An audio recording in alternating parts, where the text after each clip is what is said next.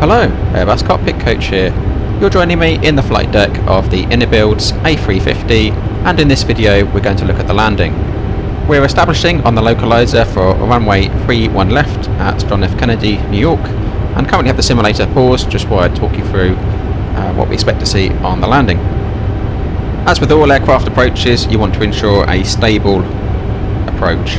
So by 1,000 feet we want to make sure the pitch is looking sensible, our bank angle is looking sensible, we're established on the glide slope and the localizer, and we're following that correctly. We want to make sure our speed is within 10 knots of our target speed. We want to ensure we're in landing configuration, and we want to make sure we're at a sensible thrust setting as well. If none of those were in place, we would need to perform a go around. One thing to note with the Airbus A350, unlike other Airbus aircraft such as the A320, the Airbus A350 does not induce a pitch down movement from 50 feet. So therefore requires less back pressure on the side stick to execute a flare.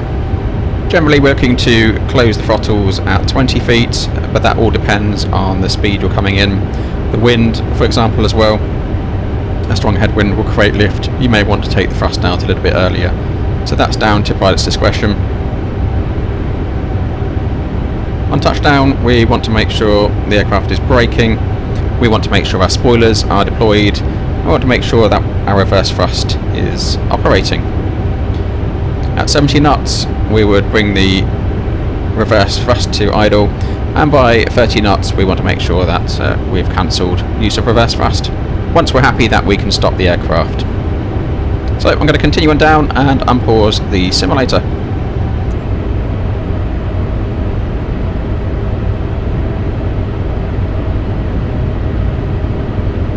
So we're about to intercept the glide slope. I'm going to go flaps 2 now, speed checks flaps 2.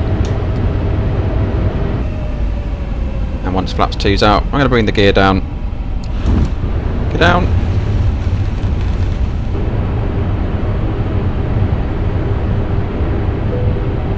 Glide slope. Go flaps 3, speed checks flaps 3.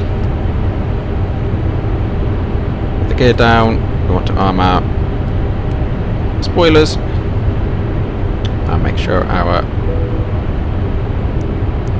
nose light is on.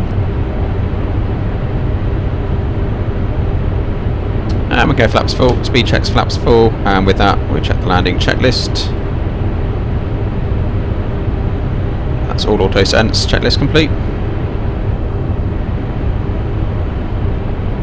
It's looking to be stable for 1,000 feet, within speed, pitch is sensible, no bank deviation, we're in landing configuration,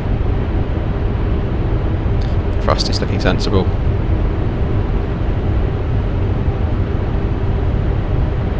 $1,000.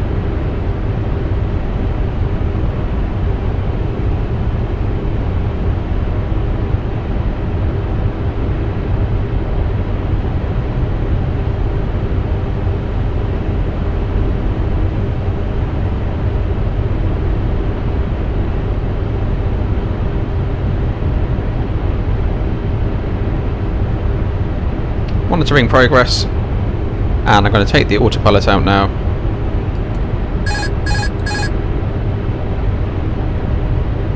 Approach 1, my control.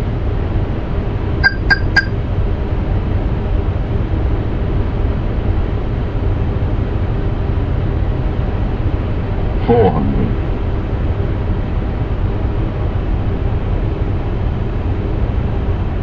$300. 100 above.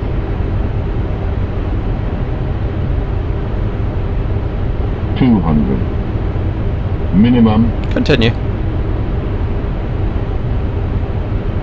100. 50. 40. 30. 20. Idle the throttles. Back on the side stick and let the aircraft drop down. Reverse idle. Spoilers deployed. So manual braking. For some reason our brake to vacate didn't kick in there. I've had a few issues with that.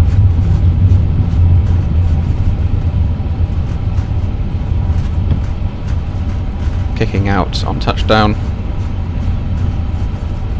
But you'd either confirm you've got brake certificate or auto brake,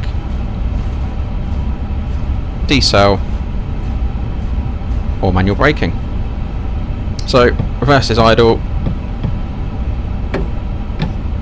sticky throttles, and once you're at